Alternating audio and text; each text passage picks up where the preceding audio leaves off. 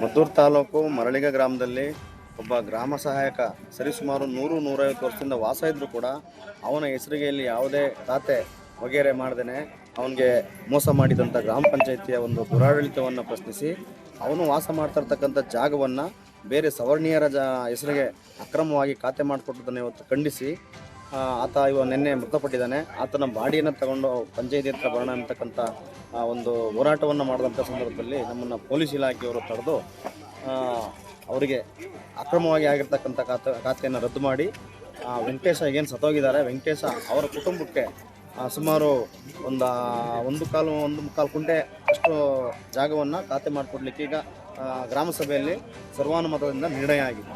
ಈ ನಿರ್ಣಯವನ್ನು ಅತಿ ಜರೂರಾಗಿ ಅಂದರೆ ಇವತ್ತೇ ನಾವು ಹೇಳ್ತಾ ಇದ್ದೀವಿ, ಅವರಿಗೆ ತಂತ್ರಾಂಶದಲ್ಲಿ ಆಗಿರ್ತಕ್ಕಂಥ ಖಾತೆಯನ್ನು ಡಿಲೀಟ್ ಮಾಡಿ ಮತ್ತು ಅಸೆಸ್ಮೆಂಟ್ನಲ್ಲಿ ಅವ್ರನ್ನ ಹೆಸರನ್ನು ಕೂರಿಸಿ ಆಗಿರ್ತಕ್ಕಂಥ ಆ ಕುಟುಂಬಕ್ಕೆ ಅನ್ಯಾಯ ಆಗಿರ್ತಕ್ಕಂಥದ್ದನ್ನ ಸರಿಪಡಿಸ್ಬೇಕು ಅಂತಕ್ಕಂಥದ್ದು ನಮ್ಮ ಆಗ್ರಹ ಇದೆ.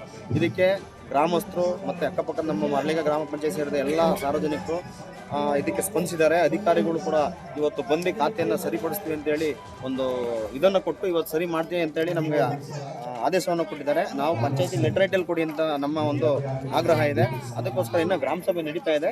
ನಡೀಲಿ, ಅದೇನು ನಿರ್ಣಯ ಆಗುತ್ತೆ ಅದು ಮುಂದುವರೆದ ಭಾಗ. ಖಾತೆ ಸಂಖ್ಯೆ 109 ಅಕ್ರಮವಾಗಿ ಮಾಡಿರ್ತಾರೆ. ಆ ಖಾತೆ ಸಂಖ್ಯೆಯಲ್ಲಿ 109ನಲ್ಲಿ ಒಟ್ಟು 6 ಖಾತೆಗಳನ್ನು ಹೊಡೆದು ಅಕ್ರಮ ಖಾತೆಯನ್ನು ಮಾಡಿರ್ತಾರೆ. ಈ ಕೂಡಲೇ ಮಾನ್ಯ ಜಿಲ್ಲಾ ಪಂಚಾಯತ್ ಸಿಒರವರು ಒಂದು ಸ್ಥಳ ತನಿಖೆ ಮಾಡಿ ಯಾರು ತಪ್ಪಿತಸ್ಥವ್ರೆ ಅವ್ರ ಮೇಲೆ ನಿರ್ದಾಕ್ಷಿಣ್ಯವಾದ ಕ್ರಮವನ್ನು ಕೈಗೊಳ್ಳಬೇಕು. ಇಲ್ಲ ಅಂದರೆ ಮುಂದಿನ ದಿನಗಳಲ್ಲಿ ಈಗ ಪಂಚಾಯತಿ ಮುಂದಕ್ಕೆ ತಂದಿದ್ದೀವಿ ಹಣವನ್ನು, ಇಲ್ಲ ಅಂದರೆ ನಿಮ್ಮ ಜಿಲ್ಲಾ ಪಂಚಾಯತಿ ಮುಂದೆ ತರ್ತೀವಿ ಅಂತ ಸಿಒ ಅವ್ರ ಗಮನಕ್ಕೆ ನಾನು ಈಗ ತರಬಯಸ್ತೀನಿ.